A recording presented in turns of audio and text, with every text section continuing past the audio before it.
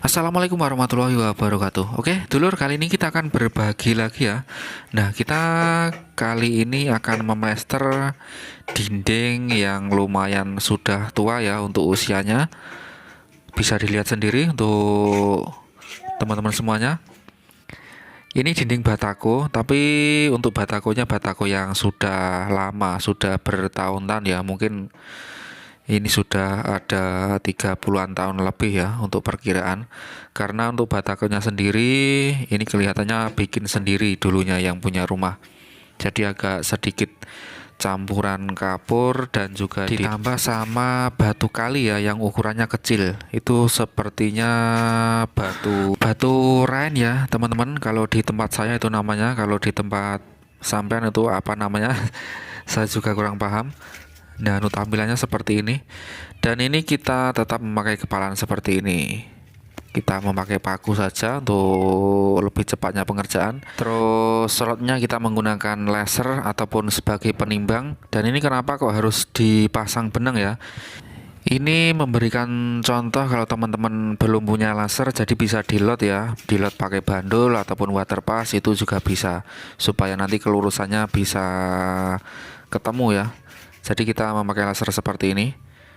Terus tarikan benang itu teman-teman yang belum punya laser, jadi bisa ditarik benang terus dilot. Nah, ini untuk batu-batunya kelihatan ya, dulur, untuk batu rain tapi ukurannya cukup kecil-kecil seperti ini.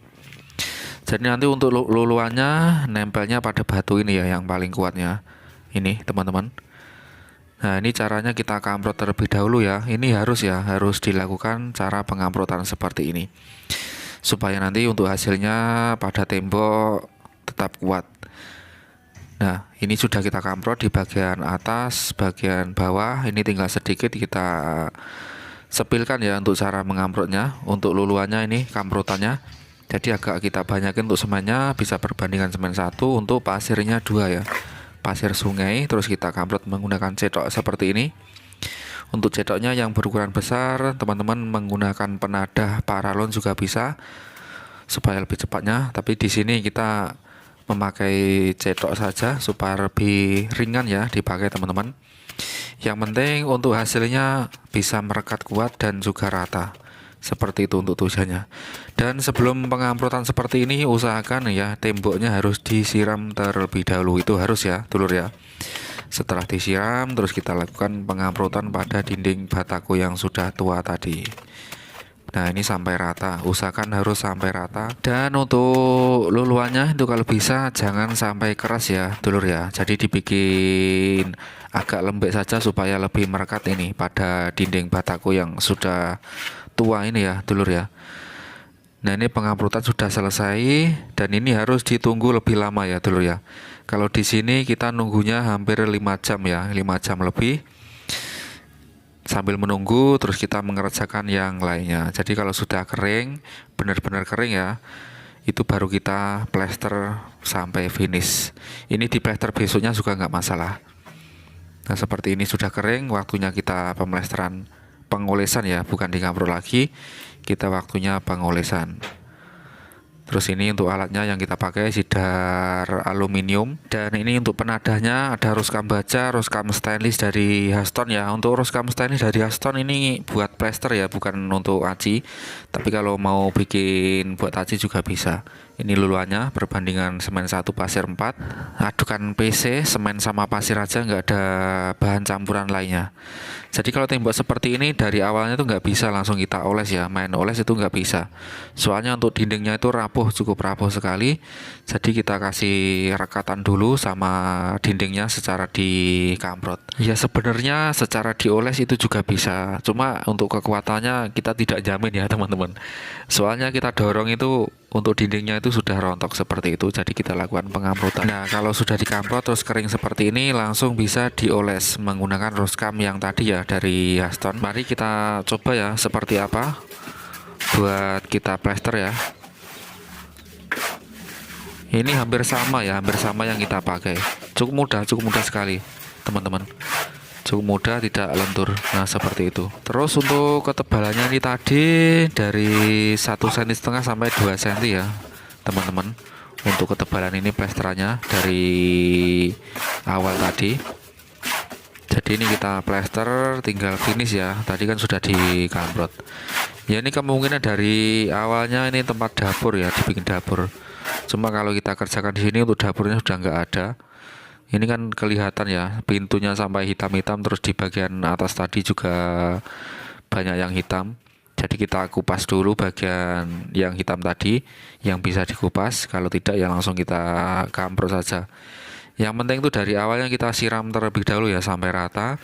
Terus kita kamprot menggunakan perbandingan semen 1 untuk pasirnya 2 kalau di video ya. Terus yang paling penting itu ditunggu dulu ya, ditunggu sampai kamprotannya itu kering. Itu bisa diplester besoknya ataupun ditunggu sampai 5 jam bisa lebih. Nah, seperti itu. Supaya di kamprotan tadi kalau sudah kering itu bisa ditimpa sama plesteran yang berikutnya yang secara dioles ini. Tapi kalau masih basah ya, kalau masih basah itu kalau kita paksa otomatis yang bagian dalam itu koyak ya teman-teman ya. Jadinya kalau kita tekan itu malah jadi rontok ya kalau belum kering. Nah, seperti itu untuk penjelasannya teman-teman. Semoga bermanfaat. Jadi monggo kita sama-sama saling belajar aja ya di sini kalau kita menemui tembok yang seperti ini untuk cara mengerjakannya itu seperti apa supaya hasilnya nanti tetap kuat. Dan di sini kami itu bukan bermaksud untuk menggurui ya teman-teman, ataupun kita itu sok pintar, itu tidak. Jadi tujuannya kita itu di sini saling berbagi. Jadi kalau ada yang ingin ngasih masukan monggo silakan ditulis pada kolom komentar ya. Karena kami juga di sini masih tahap pembelajaran ya teman-teman, ataupun masih pemula. Jadi monggo kita sama-sama saling belajar aja. Semoga bisa bermanfaat untuk yang lainnya. Dan jangan lupa kalau suka dengan video ini silahkan di like, silahkan di komen, silahkan di subscribe ya bagi yang belum subscribe. Oke, monggo silahkan disimak aja video ini sampai selesai.